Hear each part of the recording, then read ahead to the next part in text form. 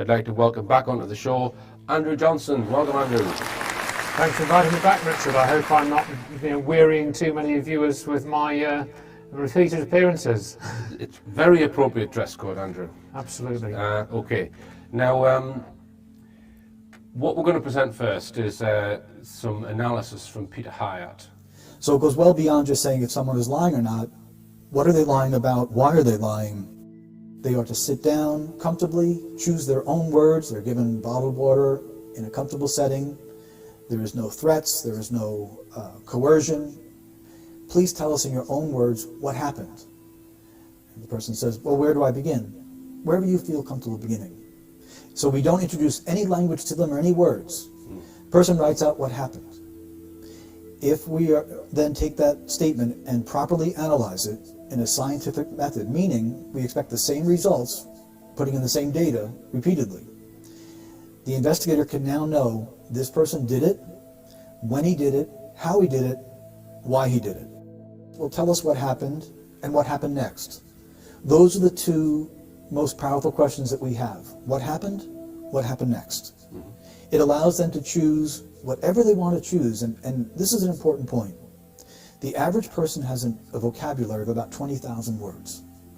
When you ask someone what happened, they must go into that vocabulary, decide what words to use out of the 20,000, where to order them, what verb tenses to use, what pronouns to use, where to place each word next to each other to communicate in less than a microsecond of time.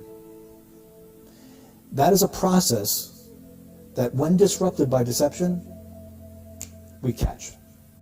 When someone uses an unnecessary word, unnecessary phrase, unnecessary detail, we deem it as doubly important. And when you ask them what happened, they must go into their memory, and when experiential memory speaks, it is very smooth and it goes in chronological order. A lie will disrupt that, and that causes internal stress. So people say, well, sociopaths don't feel stressed when they're lying. That's not true. They feel very stressed when they're lying because they don't want to be caught. So to disrupt that process is very stressful, and those that are really good at lying will use a substitute of words. So one of the things they'll do, instead of saying, I did not use performance-enhancing drugs, they say, I never used performance-enhancing drugs. I would never. And what they're doing is they're actually distancing themselves from an actual denial. And what about qualifying words which change or weaken a statement? Tell us about that. Sure. It can be used appropriately, it can be used inappropriately. If I said to you, I locked my keys in the car, you can be confident that I know where my keys are. They're locked in the car. If I said to you, I think I locked my keys in the car, that's called a weak assertion because I'm not certain that they're there. I did not shoot that man is very different from saying, I don't think I shot the man. So I selected a 7-minute long Neil Armstrong interview from 1970, transcribed it, and I've asked Peter to analyze it, which he's done. It cost me $275 for the analysis, so that's what you've paid for essentially by coming here. So this interview aired on the Sky at Night on the 18th of November 1970, which is less than a year and a half after the moon landings, so everything should be pretty clear in Neil Armstrong's mind. So what you're going to see here is a very short clip of the interview, followed by Peter Hyatt's analysis, then another clip, and then more analysis. So although it's only a 7-minute long interview, probably take me 20-25 minutes to get through the analysis. So here goes. Mr. Armstrong, I do realize that when you were on the moon, you had very little time for gazing upwards. But could you tell us something about what the sky actually looks like from the moon? The sun, the earth, the stars, if any, and so on? The sky is a deep black when viewed from the moon, as it is when viewed from cislunar space, the space between the Earth and the moon. We note and as pauses in the answer and seek to determine if this is a habit of speech or if it is a signal that the subject needs more time to consider his answer. That he began with the sky is deep black indicates a willingness to answer the question directly. This is a somewhat lengthy answer which begins with 2 pauses for thought. The subject is presupposed to have been on the moon. something of great rarity at the time of this interview. The subject is intelligent and well trained. The expectation is that he will, according to the wording of the question, report what he himself saw. In any singular or exclusive event, there is an expectation of heightened importance, and when we speak from experiential memory, the structure of the sentence is reliable. Expected. Given the unique experience of being on the moon, we first note that the subject does not begin his answer with the pronoun I. In analysis, this reduces reliability. Given the context of unique experience, the pronoun I would have shown the psychological strength of experiential memory. Its absence is noted. Even with influence from the interviewer, the expectation is the experiential use of I saw in some part of the answer. Next, we note the use of passive voice with when viewed from the moon. Passive voice removes the subject himself personally from the statement. The use of passivity is found in concealing identity and/or responsibility in statements. For example, the gun went off is passive voice. If the subject was in a crowd and did not know who fired the gun, this would be appropriate. Here, the subject is describing a universal viewing and avoiding the singular experience that is expected. Next, when viewed from cislunar space, the space between the Earth and the Moon. This is similar to the universal pronoun you that is used to describe a common experience. This leads to a question. Is viewing the space between the Earth and the Moon a common experience that listeners would readily relate to? The Earth is the only visible object other than the Sun that can be seen, although there have been some reports of seeing planets.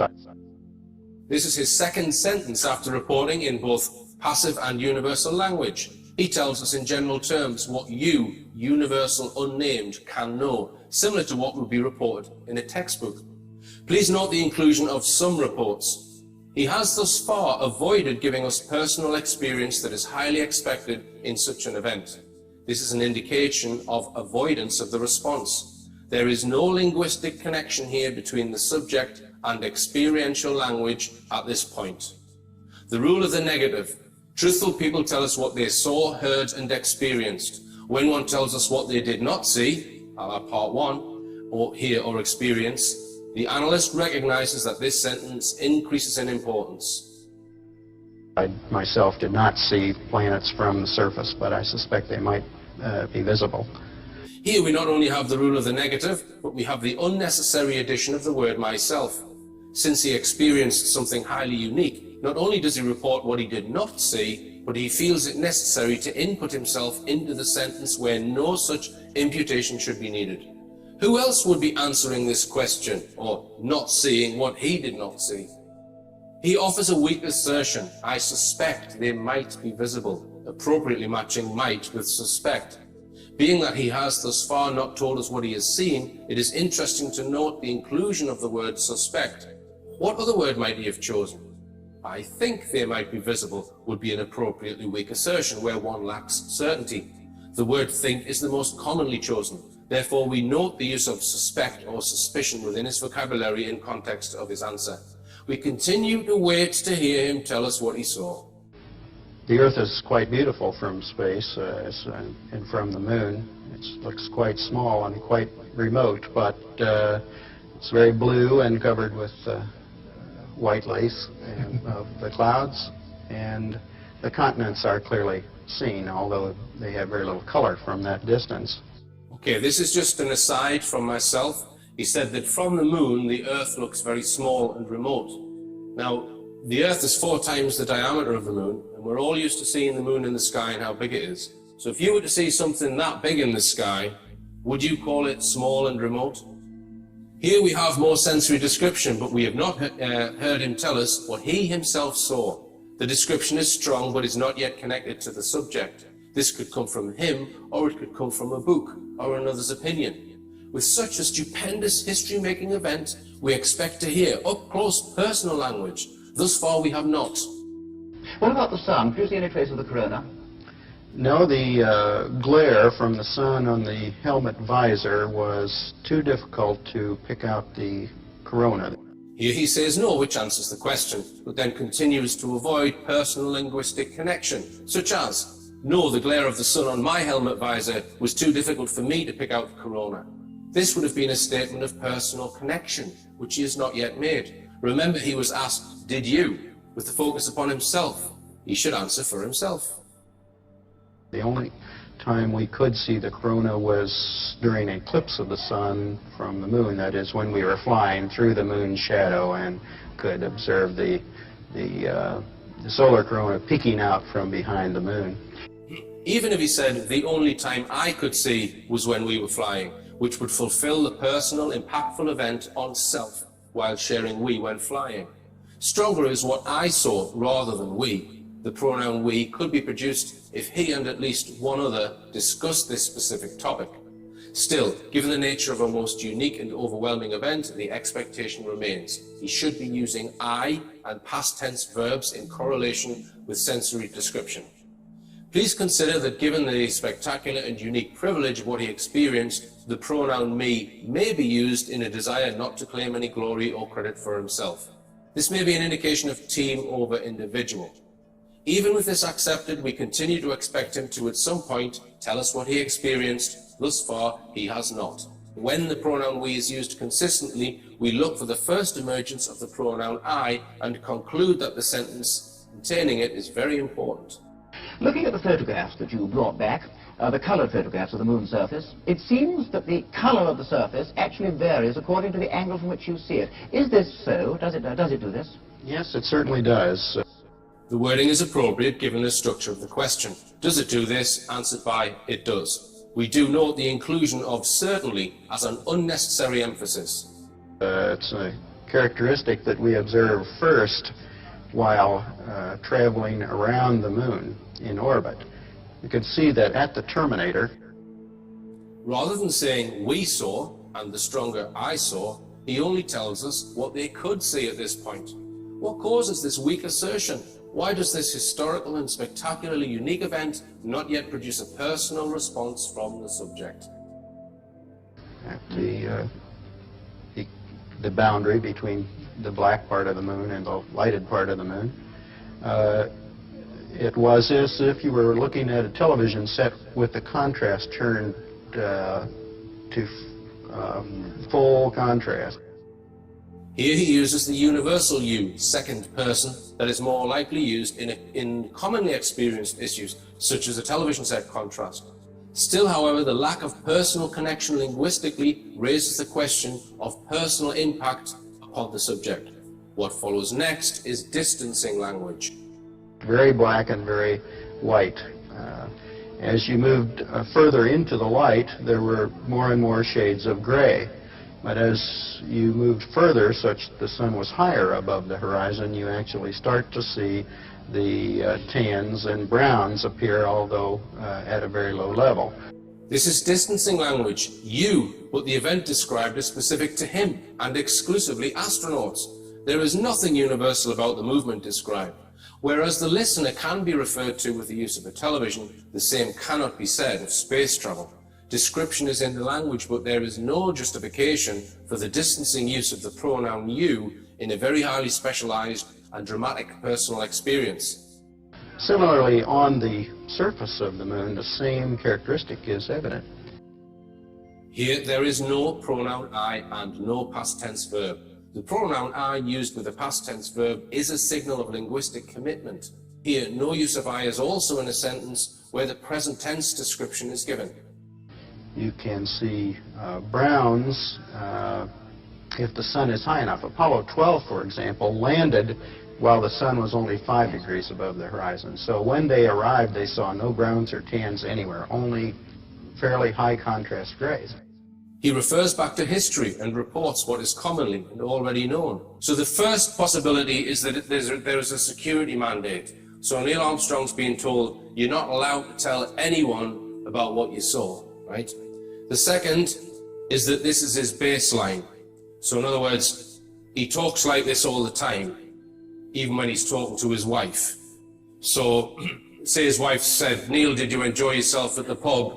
He would say, when you go to the pub, you do enjoy yourself if you have a beer with your friends. He goes around talking like that, right? So I don't put much credibility in option 2. Option 3, he's a liar. He's deceptive. Lack of commitment mimics deceptive language. The lack of personal commitment in context is stark. Like I say, Peter Hyatt obviously didn't want to put all his eggs in one basket. The fourth is unknown. Okay, so he's hedging his bets a little bit. But I know where my belief lies there. Personally, I think it's number 3. I don't think Neil Armstrong walked on the lunar surface. And you've also got to bear in mind here that Peter Hyatt is an American who completely believed the Apollo story. He wasn't aware of any conspiracy stuff before he did this analysis. So this is a 100% believer. Okay? So in his emails with me after he did this analysis, this is what he said. This was so unexpected that I ran it by another analyst. I grew up at age 7 with his account. There's a strong emotional connection with childhood national pride. The teachers repeatedly visited it, including newsreels. I did not expect this. I originally felt guilty wasting your money. Your money. But after the first few answers where he is linguistically nowhere to be found, I realized that there is more here than what is ridiculed. Heather too, that's his wife, who was also a trained analyst, is shocked. We both said the same thing. Things we dismissed as crazy years ago have been proven true more and more. We need to stay more open and explore, explore, explore, explore.